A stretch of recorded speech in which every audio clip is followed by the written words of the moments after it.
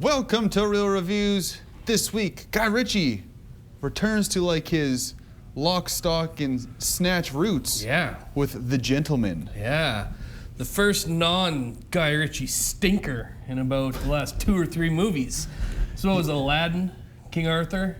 Yeah, he's been, he probably wanted to cleanse his palate with an original piece here, you know? We know he can do good movies because you just mentioned Lock, Stock, Snatch. Like, he has these great movies that I think he should focus on and not worry so much about Disney or recreating King Arthur's, because we all know King Arthur movies, they do great at the box office. Yeah. So if you don't know his earlier movies, they're like his British gangster movies type thing, and they're wonderful. Yeah.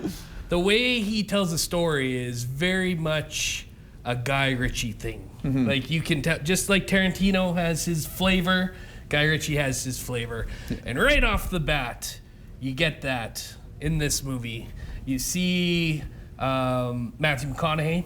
He plays kind of the king of this jungle. He's a big drug dealer. Yeah, marijuana exclusive. That's right. In England. So the opening scene, he's walking into like a bar that he owns.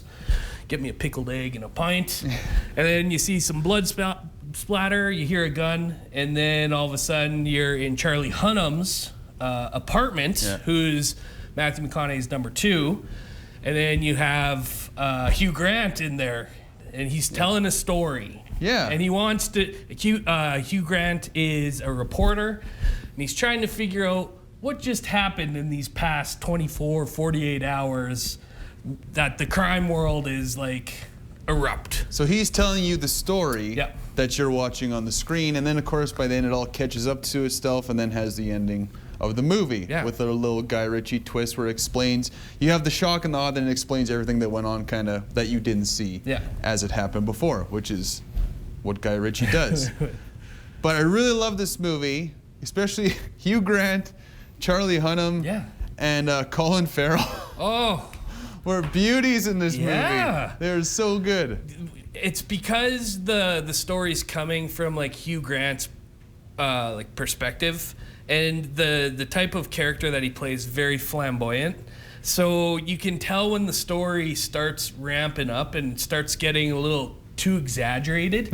It cuts to him and it shows him getting excited, or it shows him get really diving into a bit of the storytelling.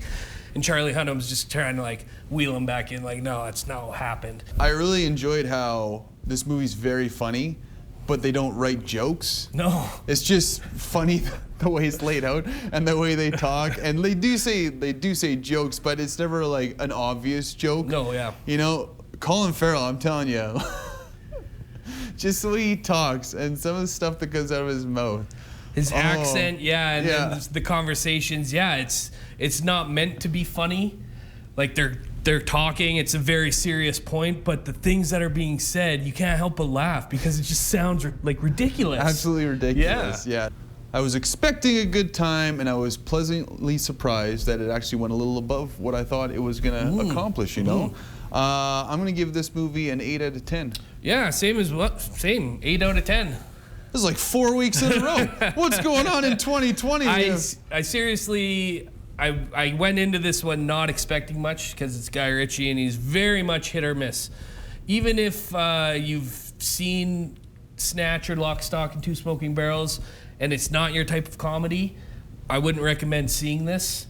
But if you have, or if you are a fan of his movies, his past movies, earlier movies, then definitely check this one out. Yeah, I agree. It's like a blast from the past, you know? Yep. And go check out our Facebook page and you can find out how you can get entered to win $30 to Original Joe's. And at Original Joe's, everyone's welcome, even minors.